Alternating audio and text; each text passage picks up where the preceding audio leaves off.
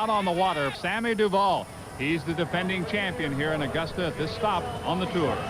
Three-time world overall champion. This is Sammy's best event jumping, and watch his spring. He can get There off were again a with ton the of best them. people that helped me along the way, and my father, obviously, and my parents were so key to me to give me that opportunity. And my dad he was a type A, hard-ass personality. So I think he gave me that laser focus to push everything else out of the way. But if I look at my whole career, and at certain points, I would have to say Jack Travers. And me ending up training with Jack Travers, you know, it was just meant to be. You know, at one point I lived on the other side of the lake, and before I would go to high school, before the sun came up, I would drive across the lake, and Jack could hear the boat coming, and he would be standing on the dock with his dog and a cup of coffee, and we would sit there and wait for the sun to come up and get, you know, an hour of trick training in before, and then in the afternoons go out to his lake and train there. And so he sacrificed an immense amount of his personal life and family life for me to achieve what I achieved. And I think it made me realize, hey, here's someone willing to give up that much for me to improve, then I'm not gonna pass that. I'm not gonna let that chance slip away. And so my time with Jack wasn't long. I mean, after I won the 81 Worlds, I guess I would have been 18, I came down to Orlando. But, you know, from that period of, you know, 4 years in there, at a very critical part of my life, being a 15-year-old, and, you know, I was traveling around the world, 16, I could have made so many mistakes, but Jack and Leilani just kept me there, and that really was the foundation that I went on to become the man that I am today. Thanks.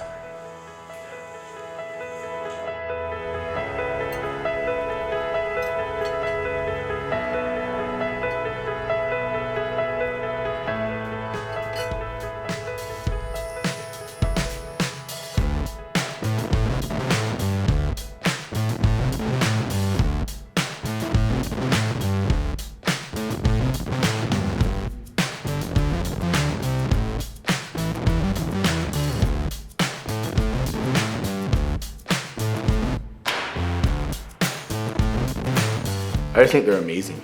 You know, my parents have done so many things for me and so many things for so many other people, and just to hear the stories of what other people say about them is really special. Made by Kidder. You ski for Kidder, John?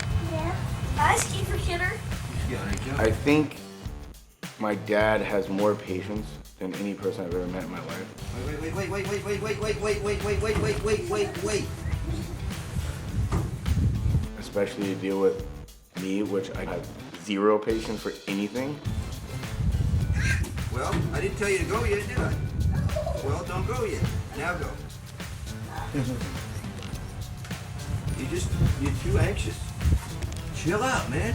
Water skiing's been in me from day one, you know? Being behind the boat and getting towed behind the lawnmower with my dad driving the lawnmower when I was 15 months old, you know?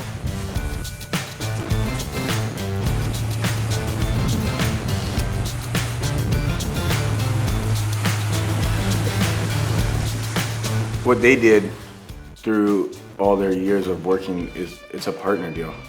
They wouldn't be where they are today without each other. Jack and I met when I was teaching school here in Groveland, 1973. So he was already operating the ski school. I started a ski school in a mobile home park just outside of Okahumpka, and Leilani was teaching school in Groveland, and I guess she had a dog, and you weren't allowed to keep your dog where you were, so a fellow classmate of her, a teacher of hers, was moving out of the park, and she told her about this park. And so she ended up moving in right across the street from us. He had this crazy cook from Canada who couldn't boil water. So I became the girl next door who could also cook. That was my first introduction to the ski school. She really couldn't figure out what all these international skiers were doing in this mobile home park in Okahumpka. The rest is history.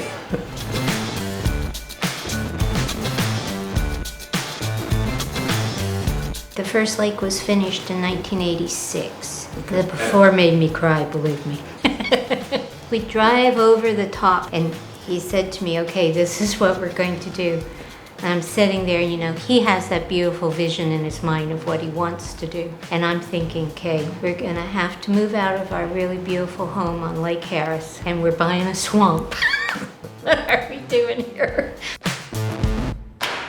I think we just both believed in it. I mean, it was not easy. There was some pretty tough times in the past, but we just stuck to our guns. And a lot of sacrifice. I mean, I know other people that were running ski schools and renting property on lakes and driving Porsches and having fun and having time off. But we work 7 days a week. You know, it's a passion, I guess. Dream. I think it's a dream. Maybe both of us were too stubborn just to not make it happen once we decided that's what we were gonna do. Yeah, I think that the people that we've been surrounded with has been the, the backbone of it, you know. Walt Maloon, Ralph Maloon, you know, most people probably don't know this. Our very first loan for Sunset, when we were doing the development, there just was not a bank that would touch us. And Walt signed a personal note for us at the bank. How can you ever thank someone for having enough faith in you that they put themselves on the line? Because believe me, that swamp at the time wasn't worth the money. He has one of the kindest hearts anybody will ever meet. He's just, he loves people. He finds the most joy, it doesn't matter whether they're a beginner or an elite athlete. He just finds joy in sharing what he knows and helping them get better. Your first ski ride ever, where was it and how old were you? Oh, me? Yeah. Oh, 5 years old, on Lake Winnipesaukee in New Hampshire. The deal was my parents knew some people that had a boat. It was actually like a 6-cylinder inboard. There's a bunch of us went out, mostly parents and myself and a couple other kids, and flopped around and tried to learn how to ski. Read a book on how to ski. You're hooked from the start? Yeah, pretty much. First couple of times I drank a lot of water, but you know, as usual. What's just a memory that pops up like, man, that was special? Probably learning how to jump at about 12 years old off a 6-foot ramp, and it was straight over. 15, 16 miles an hour. It was straight up, straight down. How'd that first attempt go? Sat down on my skis, and it was just hardwood ramp, yeah.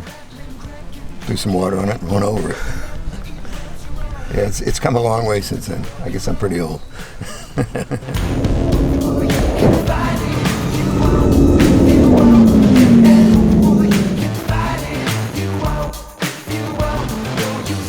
Didn't really ski before. I remember maybe skied 2 weeks before, and the boat was so strong. There was new engine, maybe, whatever. I didn't jump behind it, and obviously I wasn't fit enough. So first jump, I go, and my reaction was too slow. I didn't let go where I clearly needed to let go, and I crashed. So I knew right away that something was bad. And then he was the person, obviously, who somehow was there at that tournament, took me to the hospital, and things kind of elevated from there. Natalia will never give up. The girl is by far the strongest person I've ever met. John was sent to me as an angel, really. Not even just with the knee injury. Then somehow I end up at this, at Travers, at the ski school. How?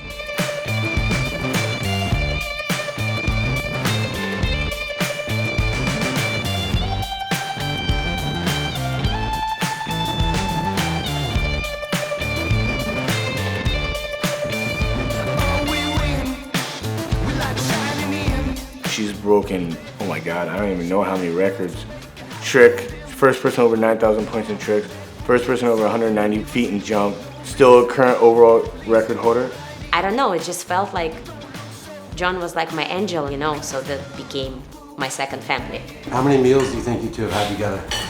Well, let's see. We've been together 40 years, so... 41, but who's counting?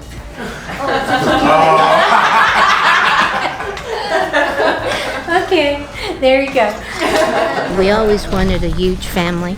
I mean, when we talked about getting married and what we were going to do, I guess I was the girl with the dream white picket fence and 10, 15 kids. And as it turned out, we had our 10 or 15 kids, not in a normal way. in our own way, yeah.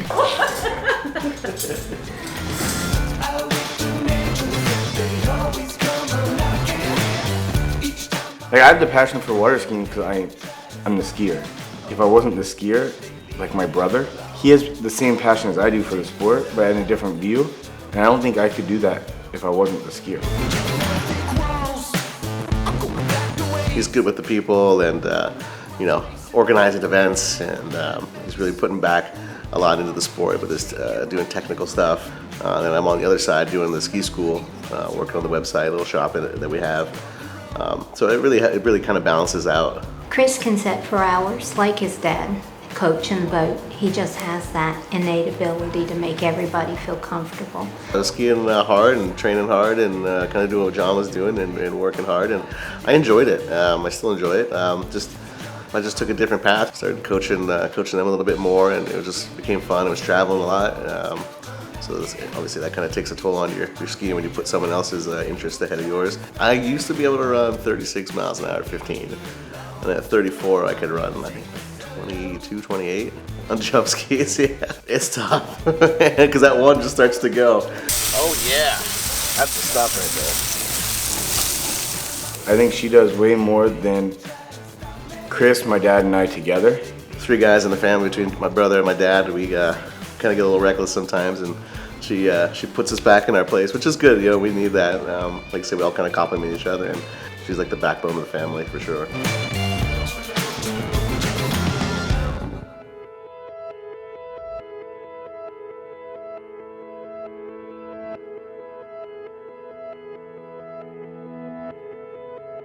What really makes me really proud is when I have somebody like a Brett Thurley, who was a great skier, become a world champion, but even more important than that, he's a great businessman. If I look at all of our kids, whether it's Sammy or Jim Clooney or any of those guys, they've been successful in life.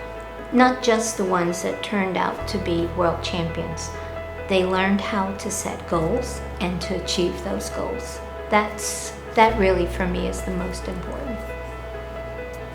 We're like a flyby in their life, I guess. I don't want to stop. I mean, I've seen too many people retire and waste away to nothing. You know, it's something that keeps us busy. I can't do what I did 10, 15 years ago, but I can still climb in the boat and keep my presence there.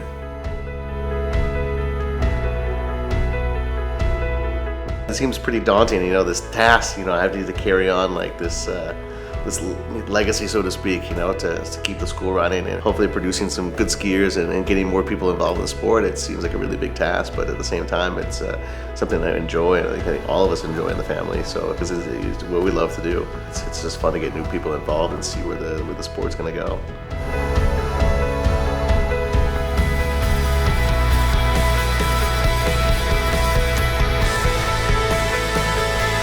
I feel like when I listen to the videos of Sammy's interview and other people's interviews and they talk about my parents, it's like they're talking about their immediate family. They took them in, they did this, they did that, they pulled me before school, and that's exactly comes back to the same story I had. So I just want to say thanks at the end of the day. Like,